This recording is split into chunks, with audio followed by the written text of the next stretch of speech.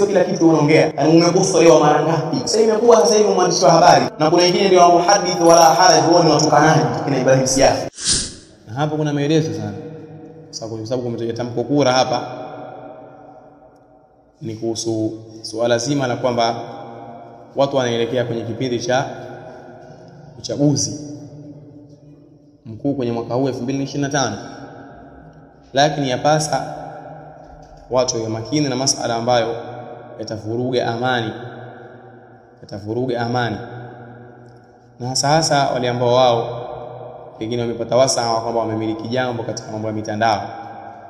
Sababu mitandao hii hueneza habari kwa muda mchache sana.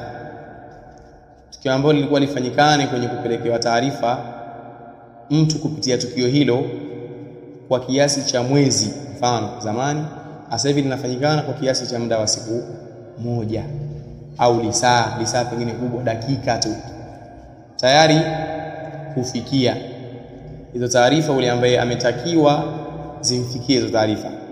Lakini inatakiwa pia tukumbuke kwamba kuna neema kubwa kwenye swala zima la amani ambayo ipo katika nchi, na kusudia kuongea jambo ambalo wengi katika watu wanaona kwamba haya yaliyotokea katika neema ya amani ni mambo ambayo ni nature tu.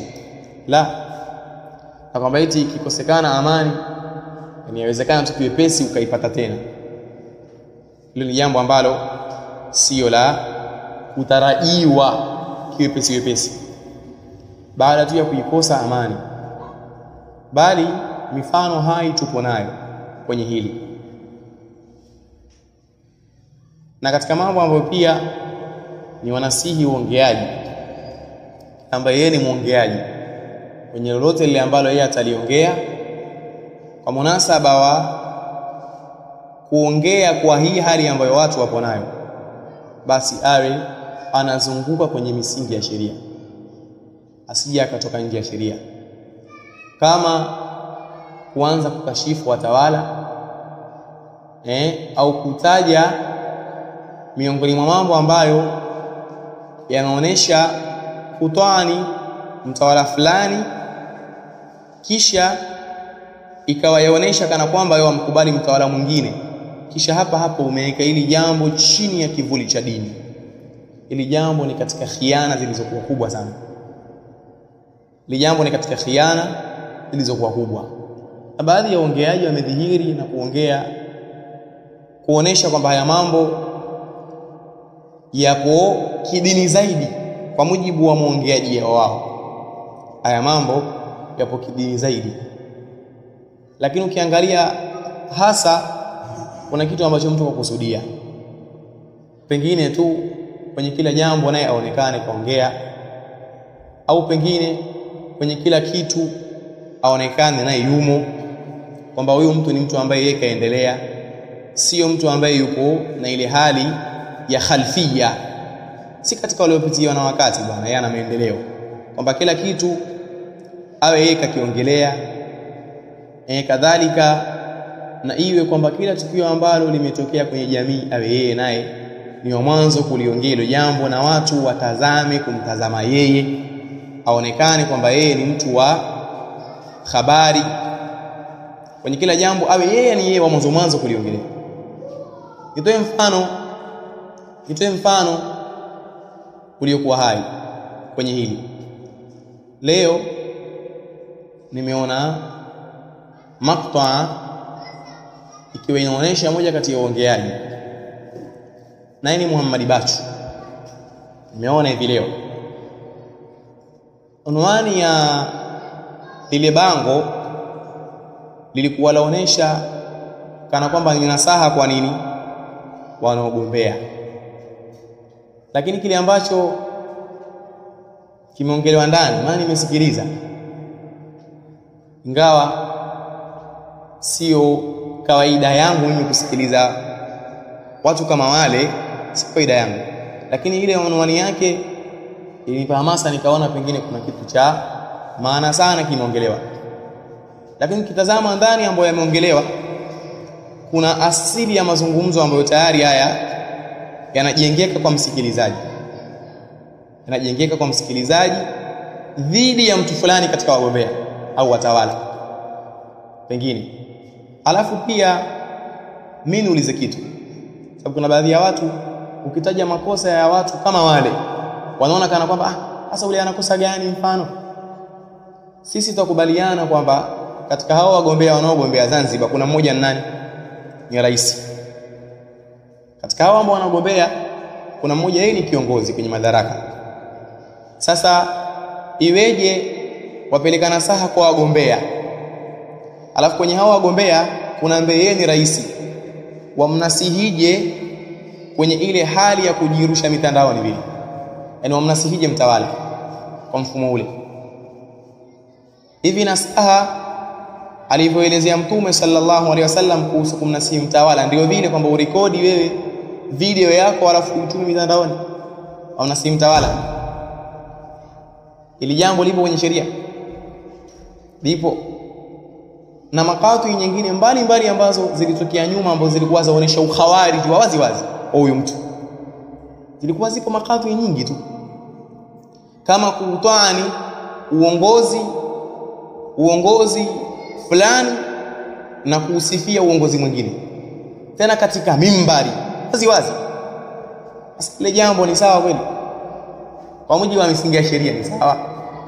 Au tayari pia baadhi ya mambo ambayo waona kabisa wamnasibishia mtawala fulani kosa ambalo ili jambo limetajwa kwa ujumla, yani kwenye sheria wewe wamnasibishia yeye moja kwa moja, alafu kumnasibishia yeye moja kwa moja umelifanya hili kwa kivuli cha kwamba unamnasihi. Sasa mbona kama wamnasihi yeye mtawala na imetaki wewe siri, mbona mimi ambaye sio mtawala zimenifika na saa hizo? Na tayari pengine kutakuwa pengine kuna watu ambao pengine 1000 mfano wametazama hiyo video. Sasa hao nao ni watawala, hao wanasihi vipi yani? Hawa ni watawala na wao. Kuna mambo mengi sana ambayo pia yaonesha pia kwamba Waislamu si sawa bwana kila jambo. Na mimi nasema kwamba kumwambia huyu mtu bwana Muhammad Bashu bwana, si kila kitu bwana itakiwe wewe ni muongeaji, sio sawa, kwa sababu kukithiri maneno ya mtu ni sababu kubwa ya kukithiri makosa yake. Man kathura kalamuhu kathura akhtauhu, yatakayekuwa mengi maneno yake makosa yake pia yatakuwa mengi pia. Hebu nyinyi tazameni ni sakatati ngapi ambazo zimeingiwa na huyu mtu, kaziingia mara ngapi? Makosa mangapi ambayo yeye kaingia? Mengi tu. Kwa kule kuongea tu kila kitu, kwamba kila kitu wewe wataka unini uongee, kila kitu wewe uongee. Sasa mwisho wa siku makosa yanakuwa mengi, kile ambacho unatengeneza kinakuwa ni kidogo kuliko kilicho ambacho wewe unaharibu vingi kwa munasaba wa asilimia ambazo tukizilinganisha na unachokitengeneza. Hao mnasimtawala, yeye unasimtawala. Na pia katika hiyo video mimi nimeona kwamba mmoja kati yao ni rais, ajua kwamba huyu tayari kwamba ni kiongozi huyu. Hawa wengine anaweza kusema kwamba hawa si viongozi, wanagombea huu uongozi, sawa, hatukukubalia huyu. Haya, huyu mwingine ambaye huyu yeye ni kiongozi, na sahaza vipi kujirekodi kwenye video kadha sema kwamba wanaona si hili jambo hili sio la sawa, na mengine mengi sana kama kutwani uongozi, kwamba sisi tulichukia miaka nyuma aliongea hivi kwamba sisi tulichukia uongozi fulani ulipoingia madarakani, kadhalika na akatoa maneno ambayo yanaonyesha kabisa uongozi ndio uliokuwa madarakani, lakini uongozi huo anasema kwamba ulipoingia tulichukia, yupo katika mimbari. Sasa usiku khawarij Waweza ukasema kwamba mbona yeye haandamani?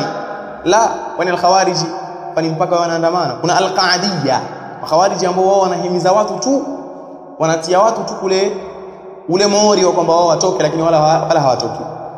Kwa hiyo njia si sawa kwamba kila kitu pia mtu aongea. Kwa hiyo mimi nasema kwa watu wote kiujumla, umuma na kwake yeye hususan, sio kila kitu wewe unaongea. Yaani umekosolewa mara ngapi kwa sababu tu ya kukithirisha maneno kwenye kila jambo? Umekosea mara ngapi? Umetiwa dosari mara ngapi kwa sababu tu kukithirisha maneno mengi, tena kwenye mambo ambayo hayana munasaba pia kuongelewa? Sasa imekuwa sasa hivi mwandishi wa habari tayari. Sasa hivi mwandishi wa habari Muhammad Bashu, maana kila kitu tayari aongee, kila kitu aongee, kutafuta followers na zile viewers nyingi. Ndio kuna faida gani sasa mbele ya Allah? wasahau kwamba ma yalfidhu min qawlin illa ladayhi raqibun atid. Na kuna wengine ndio ambao hadith wala haraj, wao ni watukanaji tu, kina Ibrahim Siafi, hani hao yeye atukane tu, yani kumtukana mtu tu si kawaida. Kote hao tunawaambia kwamba isiwe mdomo wako ni tiketi ya kuongea kila jambo. Kuna vitu vingine ni aula kunyamaziwa. Man kana yu'minu billahi wal yawmil akhir falyaqul khairan au liyasmut, kama qala sallallahu alayhi wasallam. Wewe kama huna bora utakaoliongea, bora unyamaze, sio sawa? Sasa angalieni namna watu wanaingia kwenye ukhawariji hivi, watukana watu, wakejeli watu, mengine hayana munasaba ya kuongelea. Yani uongea ili iweje? Sasa ili iweje? Hilo jambo umeliongea kwa faida ipi? Yani kesi ambacho wallahu almusta'an, miongoni mwa madhara ambayo mimi nimeyataja ambayo yanapadhamana kwenye kuliongea hili jambo, kwa maana kuna baadhi ya watu wao utawaingiza katika nini, hali ya kuwatia chuki dhidi ya mtawala. Comment ya mwanzo kwenye video, kuna mtu kamtukana mtawala na kumkashi, yani kwa maana kwamba hata kama yeye hakutoa tamko ambalo linaonyesha kwamba mtukana kiongozi fulani, lakini tayari ashupelekea toani uongozi uliopo kwenye hiyo nchi, kwa sababu tu ya video ambayo Muhammad Bachu umeitoa, tayari akashifu mtu mtawala. Sasa kuna faida gani kuongea? Kuna faida. Kwa hiyo sio kwamba kila kitu mtu atakiwa yeye aongee, kuna vingine vinatakiwa vinyamaziwe. Kuna vitu busara kwenye hivyo vitu ni kuvinyamazia, sio kwamba eti kila kitu wewe uongee. Pengine vitu havina mpango, yani uongea tu, hii sio sawa. Kwa hiyo ili jambo nimependelea kuliongea kama nasaha kwa huyu mtu, hususan na kwa wengine pia ambao watafikiwa na haya maneno. Wallahu aalam kwenye hili.